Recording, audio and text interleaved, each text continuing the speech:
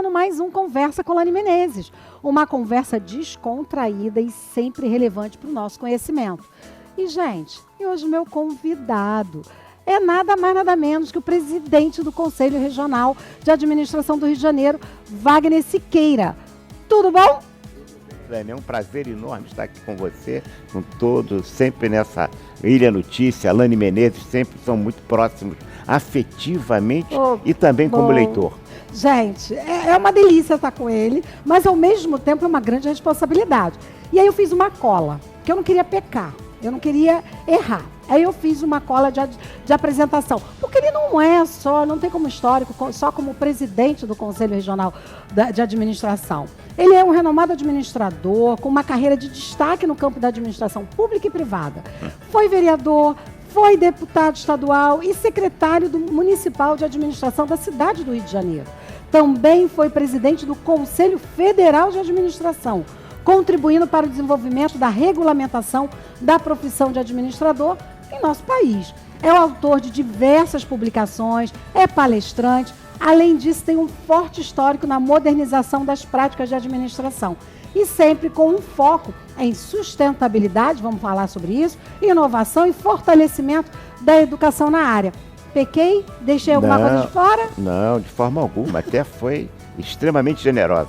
Oh, meu Deus! Mas, gente, antes de começarmos a nossa conversa especificamente sobre o assunto, eu quero lembrar você que nos acompanha, que é para começar a compartilhar, acompanhar a conversa, dá lá o seu curtir, faz o seu comentário, e se você ainda não é seguidor do nosso canal, Lani Menezes e Ilha Notícias, faça isso. Esse é o nosso único pedido. E aí tem um tal de sininho, né, gente? Aciona lá, que é para quando entrar vídeos novos, tanto meu, quanto do projeto, quanto do podcast do Ilha Notícias, vocês vão receber e acompanham, tá bom? E aí a gente começa com várias informações, mas eu separei uma aqui, que é sobre as Olimpíadas de Administração. E aí, eu soube que foi a primeira Olimpíada, porque a gente tem como muito conhecimento a Olimpíada de Matemática. Claro. E aí vocês fizeram a primeira Olimpíada, e eu queria saber quais foram os objetivos específicos e quais foram os resultados dessa primeira Olimpíada. Ô, Lani, essa experiência de Olimpíadas no Brasil, em geral, você falou de matemática, que é a mais conhecida, tem de astronomia, são 30 e poucas já. Nossa. Funcionando bem. É uma das mais bem-sucedidas experiências em educação no Brasil. E acho que os ministérios, as secretarias de educação, os responsáveis pelo processo de políticas de educação no Brasil, ainda não se deram conta o suficiente para valorizar cada vez mais essas Olimpíadas, porque ela atrai o jovem, atrai o compromisso do ensino de forma muito mais moderna e atrativa e prática. A Olimpíada dos Administradores foi a primeira. Nós fizemos a Olimpíada Brasileira de Administração, a primeira experiência. Nós tivemos, nessa primeira, 31 mil candidatos, portanto, bastante. Gente. E uma novidade. Uma primeira novidade é que nós não só trabalhamos com estudantes, nós trabalhamos com a formação de nível médio, que são os técnicos de administração de nível médio, profissionais registrados ou profissionais que estão estudantes que estão ainda cursando o curso de técnico de administração. Portanto, uma prova ajustada ao nível médio e, simultaneamente, uma prova de nível superior aos profissionais de administração e aos estudantes dos cursos de administração. 31 mil não foi só no Rio, foi no Brasil inteiro. Tivemos, e também tudo com muita tecnologia, tudo à distância. E o foco era ODS, o Objetivo de Desenvolvimento Sustentável. Nós vamos trabalhar em 5 Olimpíadas. Foram 4 primeiro ODS agora, depois serão mais 4, mais 4, mais 4 e 1, que vamos fazer os 17. Ou seja, o objetivo é sempre dentro da ODS. Da ODS. E aí cada grupo que você está falando de 4 é o quê? Ano em ano. Em 4 anos vamos estar falando sempre desse assunto. E aí no último é o quê? O último é o que vai faltar porque 4 vão 16. E então vai ser esse mais os 16. Os 17 para fechar o ciclo dos 17 os ODS, né? Caramba! O objetivo Se fala muito em ODS no Brasil, os professores falam, os profissionais falam, mas muito pouco se concretiza. Então a gente buscou. Primeiro, tivemos que fazer um e-book de nível médio e de nível superior para dar referências de estudo sobre essas 4 primeiras ODS, 8, 9, 12 e 11, que foram os primeiros ODS, para que os alunos os candidatos, melhor assim, tivessem referências. Mas se a pessoa, por exemplo, tivesse dificuldade de necessidades especiais, e veja bem, como é que a gente teria que se ajustar a isso, porque é tudo à distância, então a gente fez também presencial. Caramba. Então foi uma infraestrutura nacional muito grande e que gerou um resultado, eu diria que espetacular, muito motivador. Atrai o profissional, o estudante que amanhã vai largar o curso. Dá um exemplo. Uma técnico de administração que foi nossa colega é a cantora Anitta, por exemplo, de nível médio, né? Ela saiu e foi ser uma celebridade, largou a profissão, mas ela era atraída por essa área, por essa atividade. Amanhã a pessoa está fazendo o curso e vai fazer gastronomia, mas a ideia de que ele possa se sensibilizar pela gestão, porque não há atividade humana que você não tenha que ter para fazer gestão. É claro que o profissional de administração é especializado nas técnicas administrativas, mas a atividade de gestão é ampla e perpassa por todos os profissionais. E nós estamos então focando, e tinha todo os ODS. As provas eram gamificadas. E eu lhe garanto que os nossos games ficaram realmente sensacionais, a ponto de estimular muitos professores de nível superior que tiveram dificuldades. Né? Um fato outro importante nessa obra DM, que o primeiro lugar foi uma pessoa do interior do Ceará. Meu Deus, aonde a gente às vezes questiona de nível médio. A qualidade do ensino, e olha que lindo. Mas o Ceará ultimamente no Brasil tem dado demonstrações muito fortes de que é possível. Né? É um exemplo bastante positivo, né?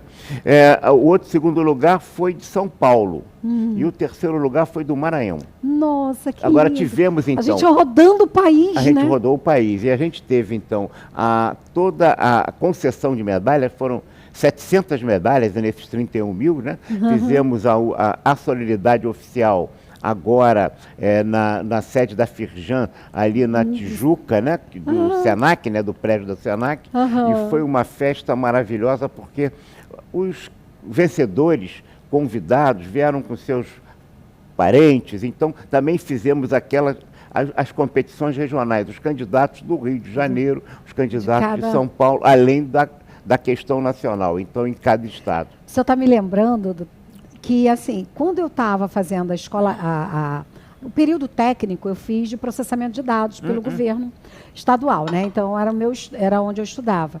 E nós tínhamos um incentivo junto à IBM, que a gente fez pela escola pública, e aí tinha todo um trabalho que não se chamava, na época, as Olimpíadas, né? Mas a escola do Rio de Janeiro prestava, os alunos que quisessem prestavam essa Olimpíada, esse concurso, né? E eu lembro que aí a IBM é que fazia, porque era de tecnologia, era processamento de dados na época. E naquela época, eu ganhei em segundo lugar, o primeiro lugar da escola, porque o primeiro lugar do concurso do Rio de Janeiro foi Pedro II, eu fui a segunda colocada, mas a primeira do meu colégio. E nós ganhamos, na época não tinha medalha, era um passeio para visitar a fábrica da IBM. Olha que beleza. Né, em Sumaré, na época. E isso que o senhor falou é tão importante, porque não só colocou em prática tudo aquilo que eu tinha estudado ao longo dos 3 anos, mas incentivou para que a gente pudesse continuar sendo profissionais. E aí a minha entrada no mercado de trabalho foi na área de processamento de dados. Eu entrei como programadora, depois cresci para analista de sistemas, depois fui ser gerente de tecnologia, até ir para a área de gestão, que aí me apaixonei. Claro que é natural, é isso mesmo. Esse é o caminho natural. Isso, né? Que é muito bonito, porque é o que o senhor falou, a gente às vezes tem como conhecimento, gente, só uma determinada área, que é linda, maravilhosa, matemática, mas olha o quanto nós temos necessidade de ter conhecimento, porque todas as diretrizes organizacionais, elas têm envolvido profissionais da área de gestão, da administração. Olane, dos 750 que receberam as medalhas, não importa seria ouro, prata ou bronze, se não foi hierarquização pelo país ou por estado, era incrível a emoção. Ai, Quer dizer, que então, delícia. aquela emoção das pessoas. Eu teve um caso que a mãe fazia curso superior e o filho também. A mãe teve menção honrosa, porque ainda tinha menção honrosa, e o filho tirou medalha de bronze aqui no Rio de Janeiro. legal. Olha que emoção daquela mãe, Da daquele família, filho, né, aqui ali no Rio de Janeiro, no quer Rio de dizer, inclusive do Cefet. Ai, Né? gente. Então, as escolas e universidades, o gamificação é muito importante no processo de educação, né? Você veja, os professores hoje estão implicando muito com celular, com telefone, essas coisas, exigindo prova oral, para o cara não usar o celular. É preciso que a educação reveja isso, porque o celular é a prótese existencial do ser humano. Hoje, se o professor não pode proibir o celular do aluno, quando ele próprio usa.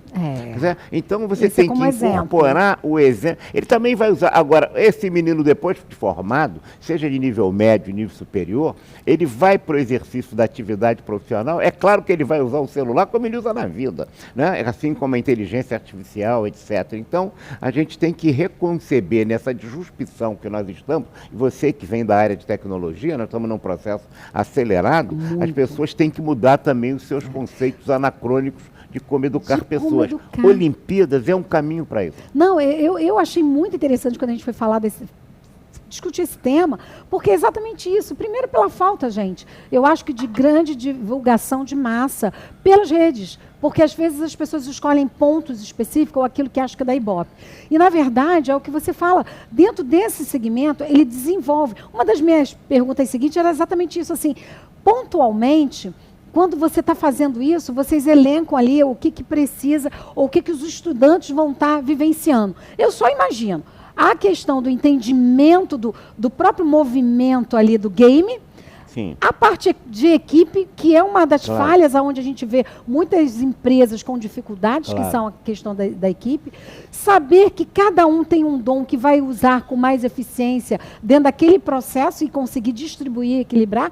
E que mais vocês olham e conseguem desenhar para saber que, olha, toda essa cultura, todo esse entendimento está indo para aquele jovem que fez essa participação, que participou desse projeto. Em verdade, a prova é constituída de duas partes distintas. O game, que é sobre problemas operacionais práticos de cada um desses objetivos de desenvolvimento sustentável, e a prova de conhecimento, que ele responderia dentro de determinado prazo, como eu disse, sempre pela digital, internet, mas houve muitos casos de pessoas que, por diferentes circunstâncias, nós tivemos que fazer a prova local com a infraestrutura da escola, seja a escola de nível médio, seja a própria faculdade de administração. Então, tivemos isso. Então, duas provas constituíam, claro, que elas ajustadas ao nível de estudo de cada um, de nível médio ou de nível superior. Não, gente, é muito interessante. Eu comentei aqui na apresentação, né, que ele era um desses fomentores, né, do crescimento, da tecnologia, né, da inovação, principalmente via educação.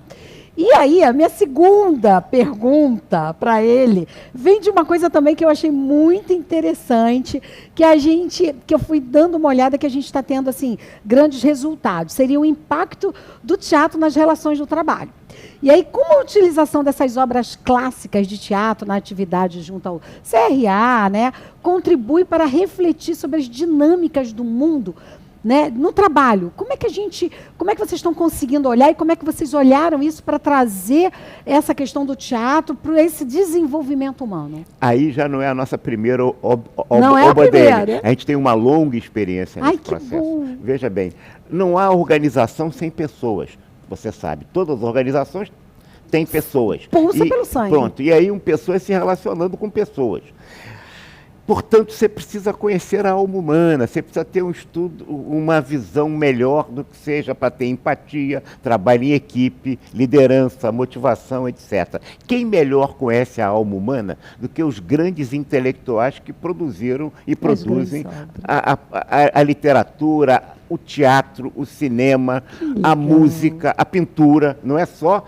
Não é só teatro. Não é só teatro, não, nós temos também pintura, né? Então, como é que sai, por exemplo, em pintura, como é que se decide o processo de criação artística de um pintor? Gente. Uma vez fizemos um seminário, já um dos primeiros, com a Faiga Astral, e ela explicava qual era o processo de decisão dela para fazer aquela obra de arte. E um profissional de administração, então, tentava correlacionar aquilo que ela dizia com as práticas de tomada de decisão, etc., Gente. dando a racionalidade. Agora, a gente tem, por exemplo, não dá para discutir a questão da mulher, vamos falar aqui, Vamos, que tem duas perguntas aqui sobre isso, hein? Como é que você vai discutir a questão da mulher ignorando, por exemplo, né, Casa de Bonecas de Ibsen, que é uma peça que nós fazemos muito, que é de 1878. Quando a gente pega essa peça e vê que ela continua em cartaz até hoje, a gente coloca, então, sempre um autor de teatro, ou de cinema, ou um historiador, um intelectual de literatura e um profissional de administração, sendo moderado. Um fala sobre a questão histórica, posiciona a questão daquela situação lá do Ibsen em 1878 e correlaciona com hoje, porque a peça continua. E o outro traz aqueles dramas que existem no cotidiano daquela circunstância para o mundo de hoje, também nas organizações. Caramba. Por exemplo, uma peça que está no momento em cartaz é O Mercador de Veneza, de Shakespeare. O Mercador de Veneza é o início do processo de globalização no mundo, né? Indubitavelmente, mas tem todos uns personagens, né? Toda a questão da usura, do desrespeito, enfim. Então você coloca de novo uma pessoa de história e uma pessoa de administração. E eles vão correlacionando. Toda aquela... Eu tive uma experiência uma vez, dentro desses eventos no Conselho, que era o especialista em teatro era um doutor em Brecht. Era a morte, e seria o Galileu Galilei, e ele era especialista, o doutorado dele era em Brecht. E eu fui fazer a parte de administração. E ele chegou, conversamos, ele muito agradável, ele fez uma exposição maravilhosa, posicionou todo o trabalho do Brecht e do Galileu Galilei, né? Gente, e aí quando terminamos, ele falou assim, olha, eu estou curioso, porque eu fiquei surpreso, porque eu estava me perguntando ao vir para cá, como você ia fazer, mas como é que você ia falar de administração e de gestão daquilo. Ele que sabe tudo do Bertold Brecht e do Galileu Galilei, né? Mas a gente discutiu ali questão de inovação, de sucessão, do processo decisório, né? E aonde a gente vê essas peças? Você falou que está em cartaz essa última que você colocou? A nossa é Mercador de Veneza nesse momento. A gente faz sempre, já fez com diversos, porque nós não estamos falando de leitura, nós estamos falando de peça mesmo. De peça mesmo. Então você tem que reduzir, essas obras clássicas ajudam mais, porque não tem direito autoral, ele já está em domínio público, a gente não tem essas confusões que acaba atrapalhando. Que acabam e dificultam, encarecem e dificultam para nós. Então, nesse momento, nós estamos com um convênio com o Instituto Chiquinha Gonzaga, que são artistas profissionais que fazem, claro, não uma supermontagem, mas uma montagem de teatro, não é uma montagem de leitura dramatizada. Para isso, você pega uma obra do Shakespeare de 6 horas, eles reduzem em 1 hora, 1h10, a gente apresenta a obra em 1h10 e depois disso tem o debate e os participantes perguntam. Eu costumo dizer que nós fazemos a caravana Bye Bye Brasil Fluminense, porque a gente vai em tudo quanto é teatro do Rio de Janeiro. Não conseguimos ainda no Teatro Municipal, mas já andamos algumas vezes em todos os teatros desse estado. Eu quero assistir, gente. Deve ser Vou lhe avisar no próximo. Me avisa que eu quero. E como é que é o engajamento das pessoas que estão ali? Tem essa relação com o público que está assistindo? Como é que é esse engajamento? Como é que vocês sentem isso? O que mais me surpreende é que colegas de administração e estudantes de administração que muitas vezes nunca tinham entrado num teatro. Sério? E que passam a serem despertados por essa nova forma de expressão cultural, artística e de reflexão. E linka com aquilo que ele vive, né, no dia a dia. Essa, para mim, é o impacto maior.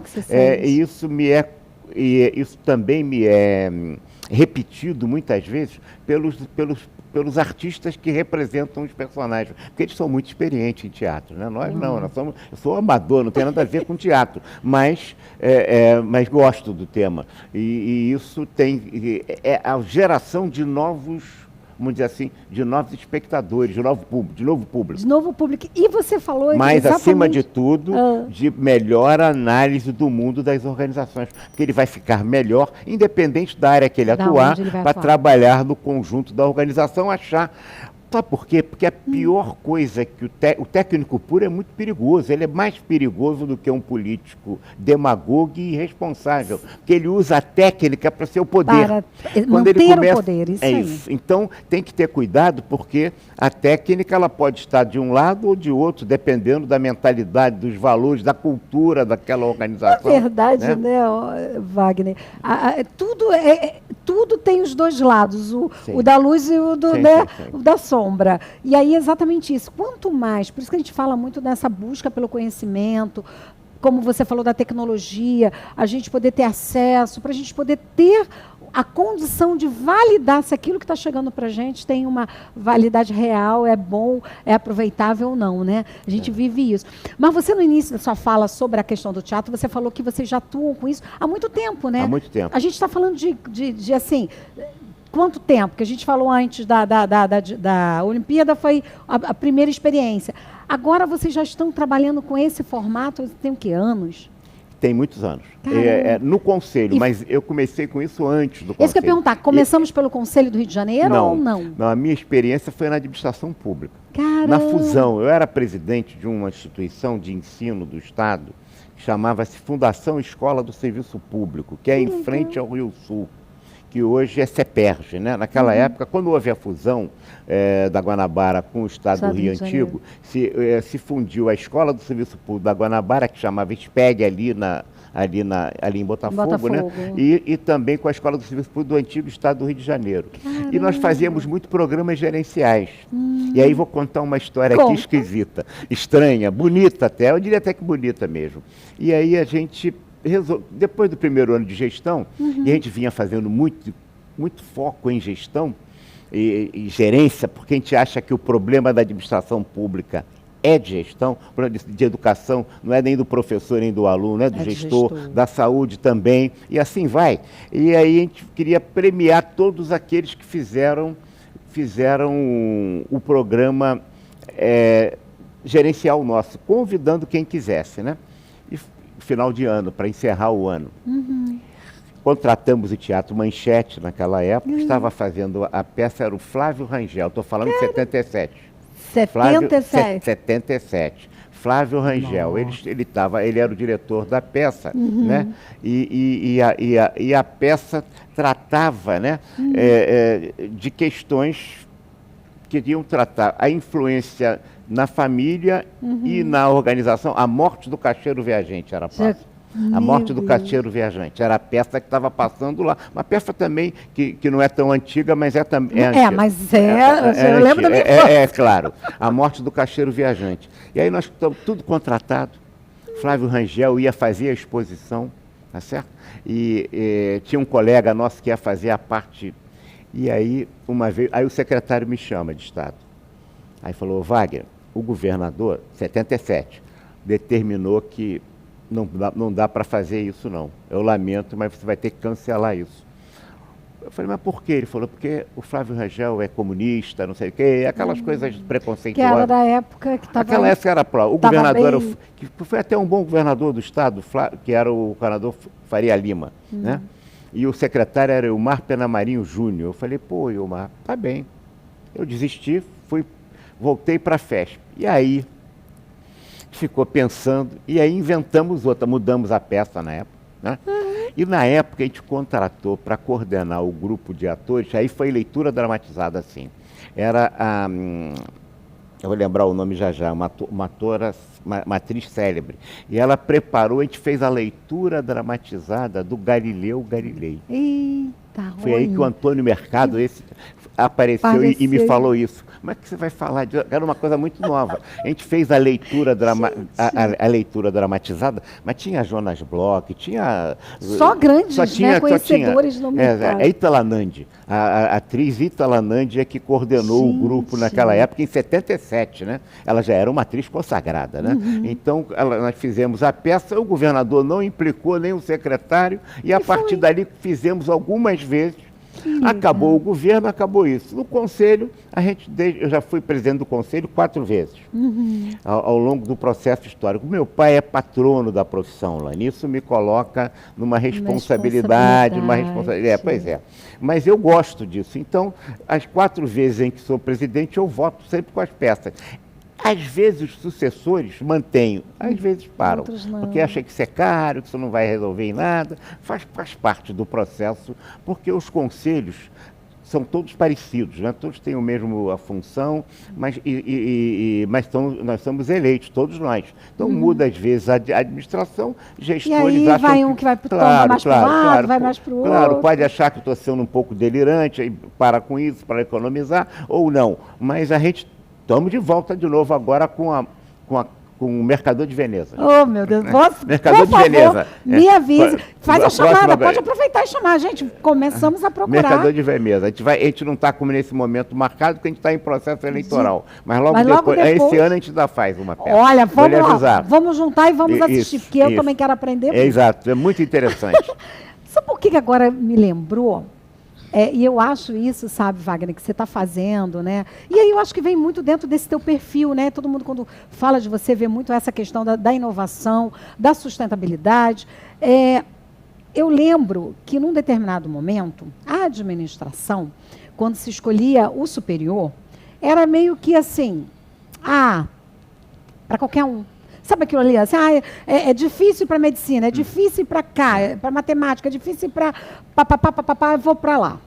Chegou um momento, né, e eu lembro disso assim, há uns anos atrás, que dentro da... Né, porque eu tive filhos em momentos de prova, né, para entrar na universidade, e teve um momento da vida do meu filho mais novo que a administração estava com um corte quase igual ao da medicina. Porque cada vez mais que tem demanda, né? Você vai tendo os alunos e aí vai subir o corte bem alto. E eu acho isso muito bom, porque é o que você falou, que a gente comentou aqui. Todas as empresas, todas as áreas. Você é um dentista, faz odonto, quer abrir um consultório, você precisa do básico, principalmente. Muitos consultórios fecham. Não é porque o profissional não sabe mexer, não é um bom odonto, ou não é uma boa ginecologista, é porque não sabe administrar. Sim. E aí é isso que você falou, a gente precisa muito. Porque não é só para a empresa, é para a nossa vida. É enquanto você, conselho, principalmente no que a gente vê hoje na administração pública. Sim. A gente tem, eu ficava assim pensando quando eu era mais jovem, eu pensava assim, podia ter um sonho da gente poder ter uma prova, como eu, para entrar numa empresa, preciso ser, sabe, avaliada, né, ter pelo menos o nível que eu preciso que eu tenho que comprovar o nível que aquele cargo me exige. O político também deveria. Porque tem tanta necessidade, são tantas respostas, são tantas condições e projetos, né, Wagner, você que já vivenciou, não só como vereador, como deputado, decisões que às vezes estão na mão de pessoas que são lindas, são maravilhosas, são pessoas que empreenderam situações muito, sabe, louváveis, mas não têm uma visão ampla que possam ver que aquilo que está sendo determinado vai impactar lá na frente. E é só para a conclusão, para dar fala para você, eu vejo hoje assim, a gente às vezes lutando, criando-se leis, criando-se projetos que impactam porque o outro está ali, o outro criou para ter algo criado dentro do período dele, que impacta com esse e a gente continua na mesmice. Veja, não há país subdesenvolvido, há país subadministrado.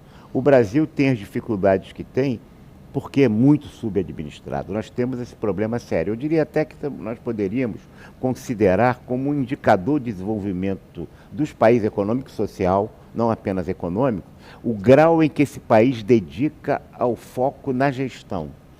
Todos os países de primeiro mundo se dedicam muito em gestão. O Brasil tem um paradoxo enorme, que é o paradoxo que nós somos a 10ª economia do mundo e a 7ª pior em termos de desenvolvimento econômico e social do mundo. Por que isso? Porque a gente tem dois momentos muito claros no Brasil que nem sempre isso é explicado pelos economistas e pelos historiadores. Entre 1930 e 1975, Lani, o Brasil foi um dos países que mais cresceram no mundo, com a profissionalização da gestão aí. Veio desde a questão do cardeal das previdências, estou falando de gestão pública, cardeais da Previdência que tinha cálculos atuariais, a Previdência funcionava, tá certo? O Instituto Rio Branco que veio e um órgão chamado DASP, que organizava a administração pública. De 30 a 75, o Brasil se falava em milagre brasileiro e milagre japonês. É preciso que se lembre que naquela época o Brasil já era maior, um pouquinho maior do que a Coreia do Sul e do que a China, que passava fome a China, né? E a Coreia vinha de uma guerra. Então, 45 anos de crescimento ininterrupto, não importa que era Estado Novo, ditadura militar, governo civil, etc. Crescimento muito Direto, alto.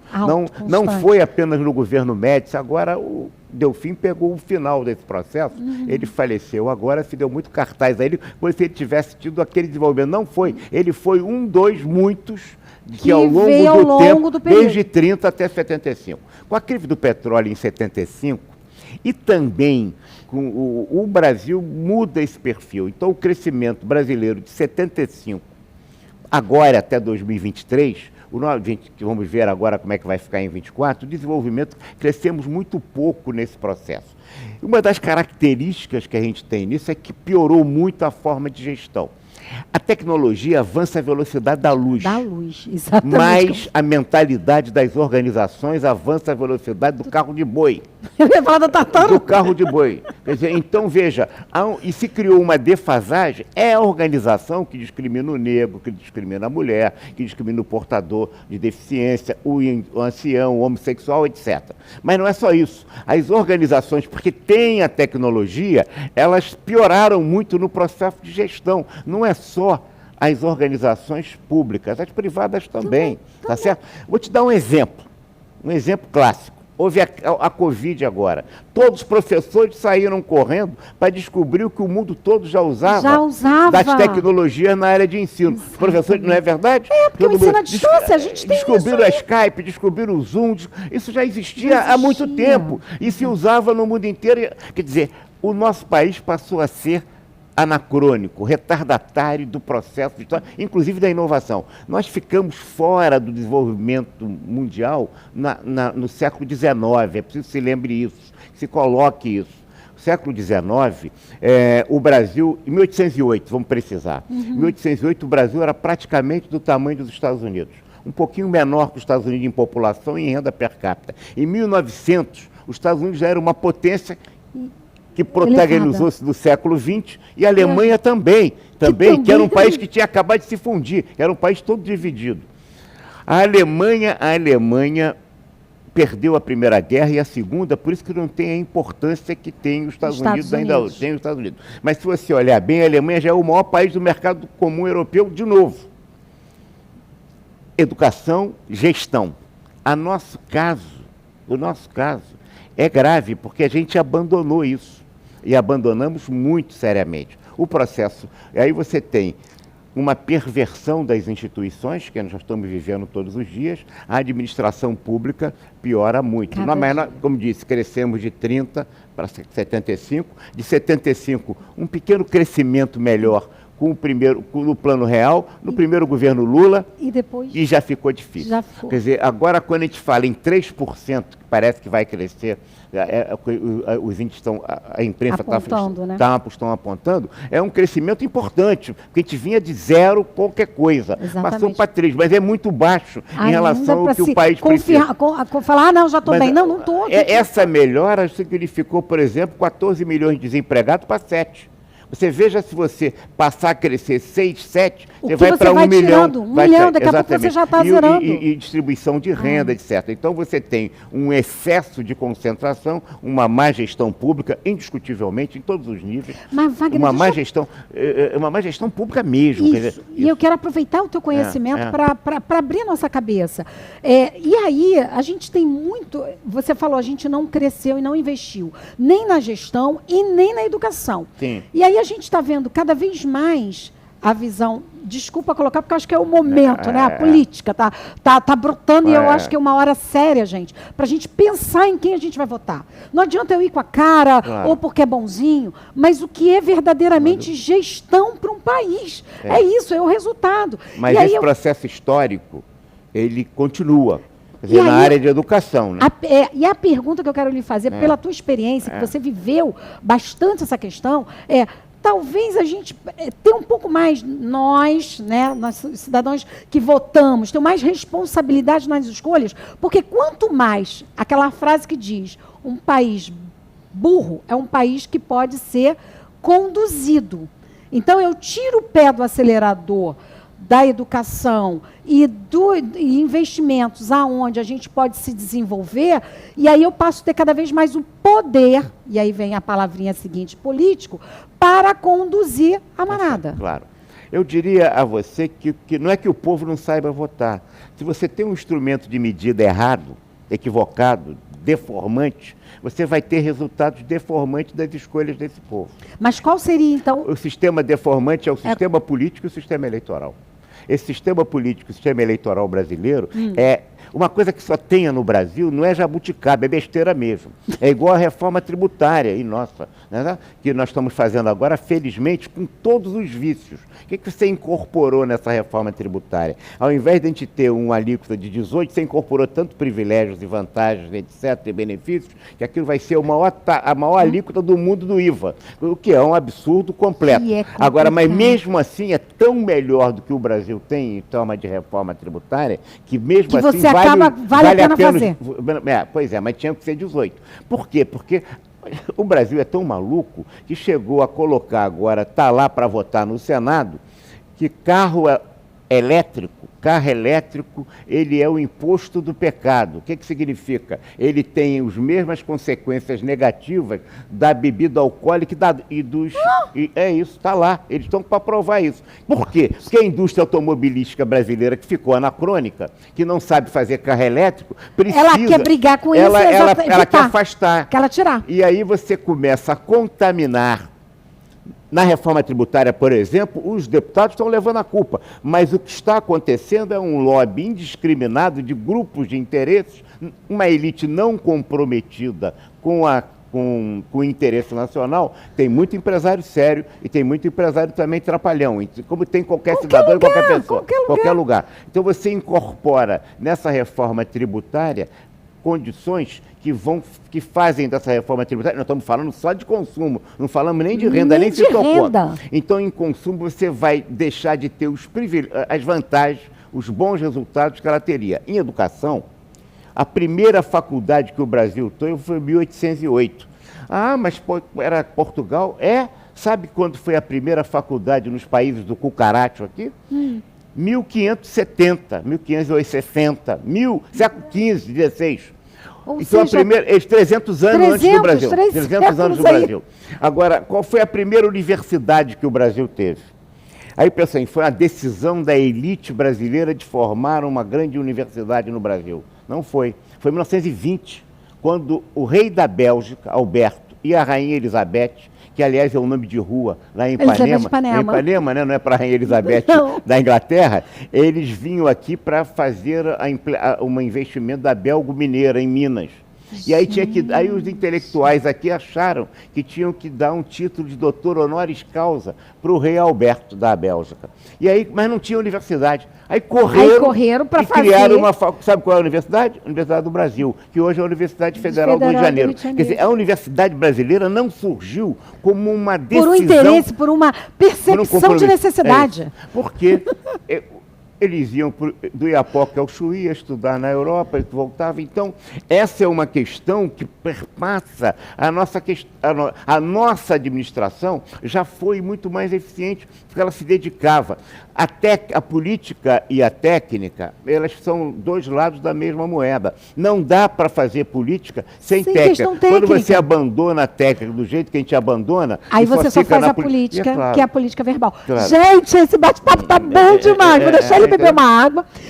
E a vontade de continuar, ele vai voltar várias vezes, mas a gente vai falar de outra coisa agora, que eu quero 2 temas também que eu acho o máximo. Mas antes, para a gente poder acalmar os ânimos aqui, né? Porque falar de política, eu gosto, sabe, claro. Wagner? Não tenho essa capacidade, Ninguém não tenho essa cultura. Exerce a cidadania, exatamente. A cidadania sem exercer um papel político. Exatamente, porque tudo que nós falamos, é aquela questão, a gente precisa tomar decisões, a gente tem uma análise política daquilo que a gente vai escolher. Claro. Então, a gente é um assunto que todos nós precisamos estar envolvidos, porque se você acha que você não está, não vou ser afligido, vai sim, você vai ser atingido sobre aquilo ali, seja você, seja seu filho, lá na frente, sua aposentadoria. Mas eu queria falar um pouco dessas parcerias.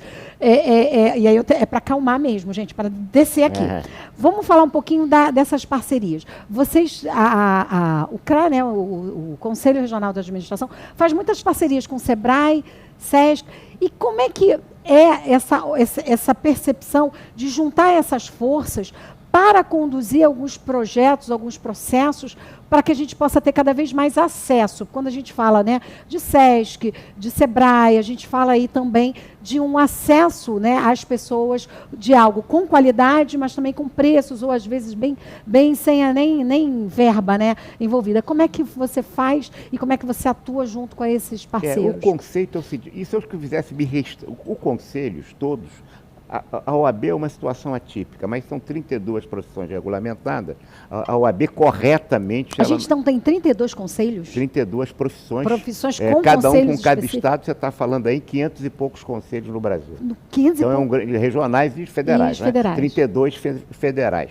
A OAB tem uma natureza típica, não porque eles brigaram muito, mas porque teve um presidente da OAB de São Paulo e de Brasília e Federal, que foi ministro da Justiça do Lula, que corretamente colocou que a OAB teria um munus público, quer dizer, a função pública, mas não seria supervisionada, não seria uma autarquia pública, como todos nós outros somos. Somos, tá certo? Então, e aí nós estamos sujeitos a todas as regras da administração pública, as boas e as péssimas, que são muitas, tá certo? São demais, né?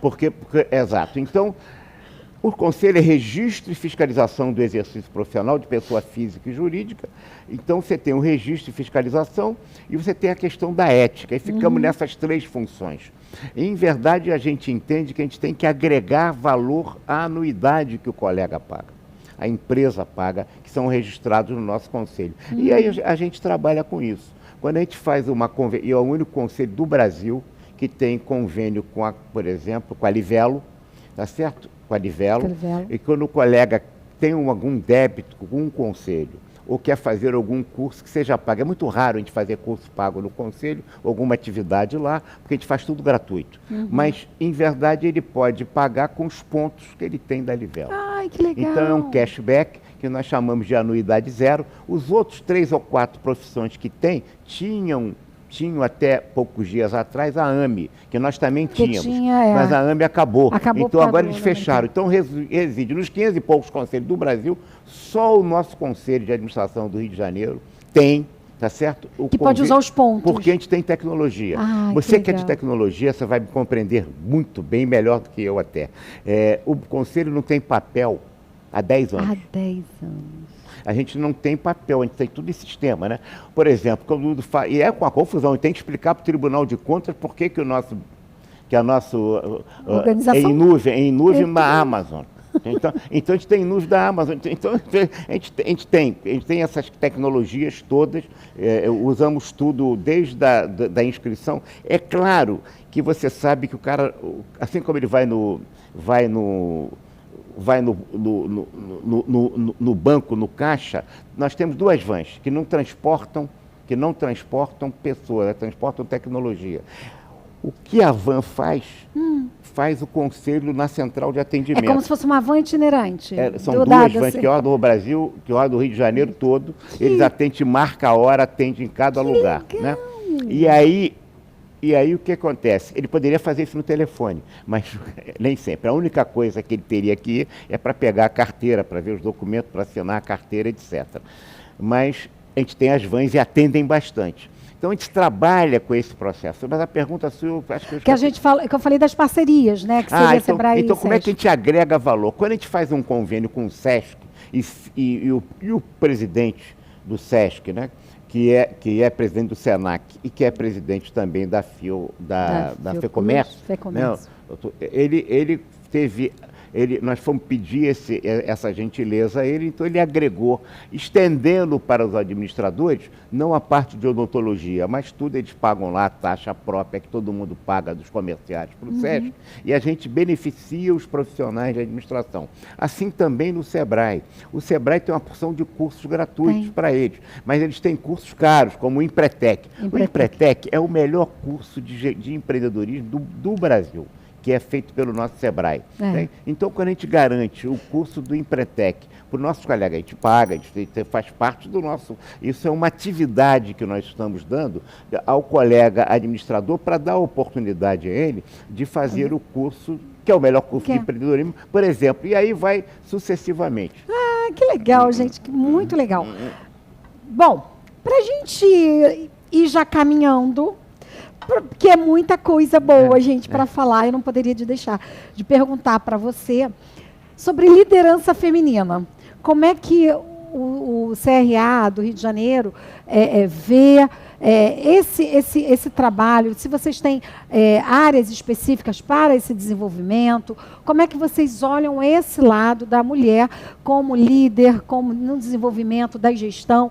A gente vê hoje, né, muitas mulheres ocupando diversos cargos, crescendo nos seus cargos. Como é que o CRA olha para isso? Como é que ele proporciona cursos? Como é que vocês olham a liderança feminina? A gente não poderia estar aplicando a ideia de ODS se a gente não considerasse essas questões tão diferenciadas. É claro que a questão da mulher, para nós, é fundamental, tanto quanto é a questão do negro, do homossexual, do portador de deficiência, etc., de uma política inclusiva. E nesse sentido, né? Bom, nós tivemos no nosso conselho uma mulher dirigindo o conselho por 10 anos.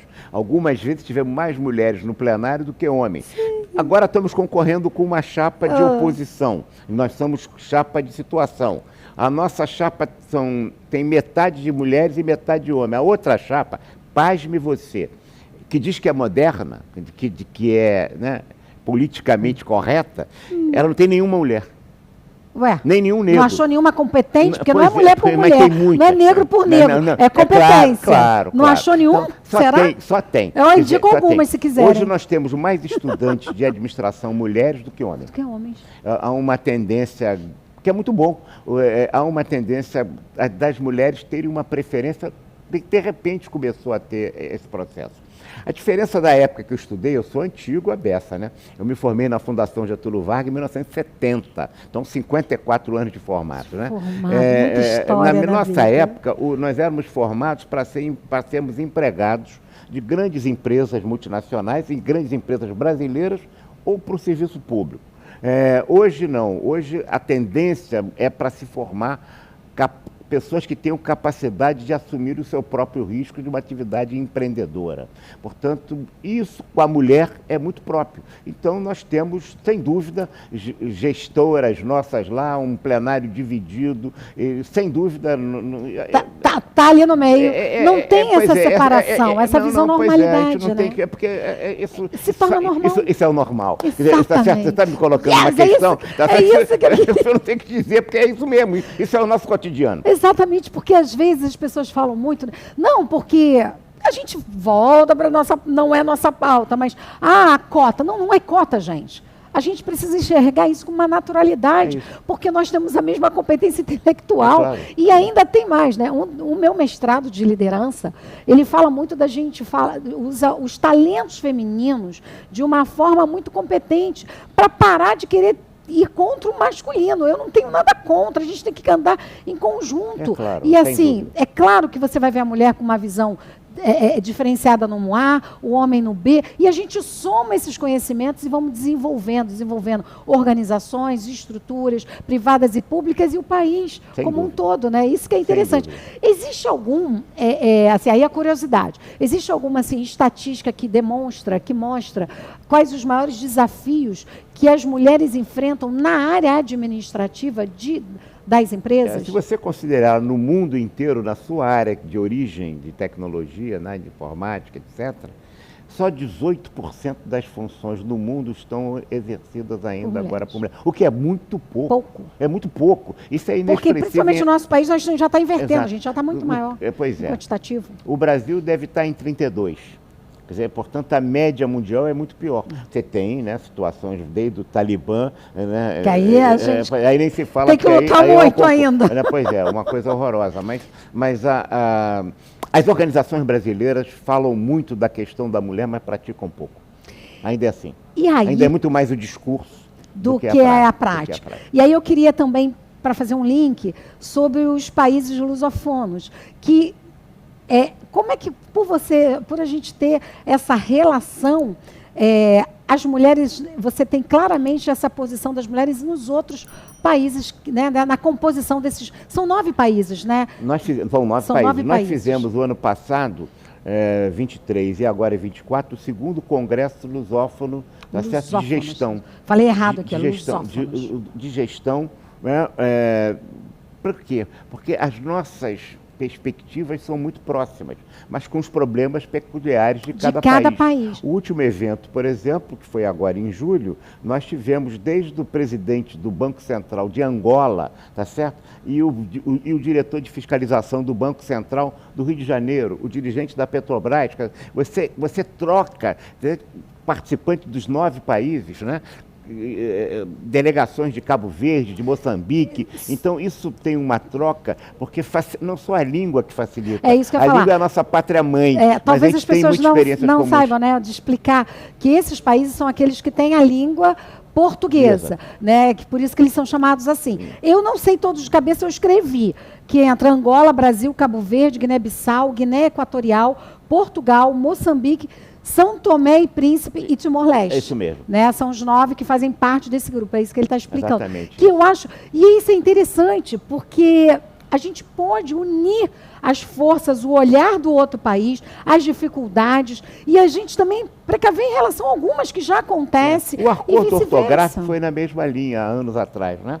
Que foi conduzido aqui no Brasil pelo um intelectual e grande deputado que foi o José Aparecido de Oliveira, e que conseguiu fechar com outros intelectuais brasileiros esse acordo lusófono, que é a mesma ortografia para os nossos países. O que a gente está buscando é trocar experiências em gestão, porque a língua nos facilita, mas não é só isso não. A nossa história comum em relação, né, ao país colonizador que foi Portugal, isso também nos ajuda. Ajuda, né? Bastante, né? Gente, perceberam que já passou assim um tempinho? Não dá, nem parece. Eu estou amando o bate-papo. Wagner, é uma delícia estar com você. Você é muita história, muito conhecimento, com muita humildade e simplicidade para esclarecer. Né? Eu acho que é isso que é muito importante. Às vezes a gente se depara com pessoas com tanto conhecimento, mas eles falam de uma maneira tão difícil que se torna cada vez mais distante. E você tem essa vivência, você tem essa facilidade de conversar, de expor as ideias. Então, primeiro eu tenho que te agradecer muito você ter aceito o convite de estar aqui conosco.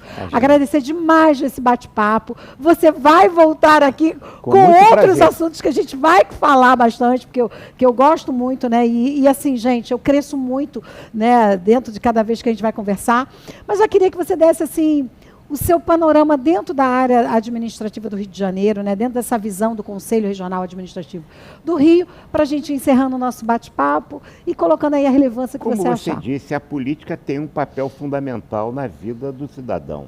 Ninguém exerce a cidadania sem exercer um papel político. Quando a gente se omite, ou quando a gente participa, quando a gente se omite em relação à omissão, quando a gente participa pela voz e pela vez. Portanto, não é só escolher o voto e olhar o melhor candidato para a gente escolher nessa eleição.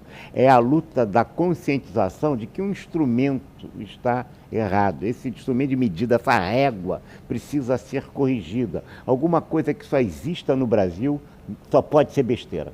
Portanto, se você vê, as crises nos outros países são resolvidas institucionalmente. Nós tivemos agora em Portugal um exemplo disso. Foi acusado o primeiro-ministro lá de um ato indevido, ele saiu, o presidente convocou novas eleições, colocou o primeiro-ministro, o presidente continuou e acabou a crise. Né? Então, a França viveu isso também agora. A imprensa até deforma, dizendo assim que ele não escolhia o primeiro-ministro. Eu não estou entendendo nada porque eles estão raciocinando no sistema como aqui, num sistema que é completamente diferente. Né? Às vezes eu até questiono, não é falta de conhecimento, é a condução que querem dar. Exatamente. Não é a falta de conhecimento. Não é a falta de conhecimento, claro é a forma que querem conduzir. Claro que não é, mas é isso. Então, vote bem, escolha o seu candidato, não importa a posição, aqui não tem posição partidária, eleitoral, mas tem a posição de cidadania. Exatamente. Gente, obrigado por estar conosco. E aí, podem mandar perguntas, considerações. E com certeza Wagner voltará, porque, gente, tem muita coisa para falar, né?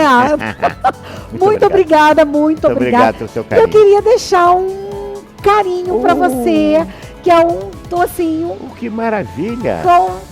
Conversa com a Lani Menezes. Olha aqui que maravilha, olha só. Beneficiado, hein? Ela fala de bobear ali, eu pego o segundo. Deixei também para você. Já peguei. Muito obrigada, tá muito obrigada. Muito obrigado, Lani, muito obrigado. Gente, tchau para vocês. Obrigada. Fique conosco sempre.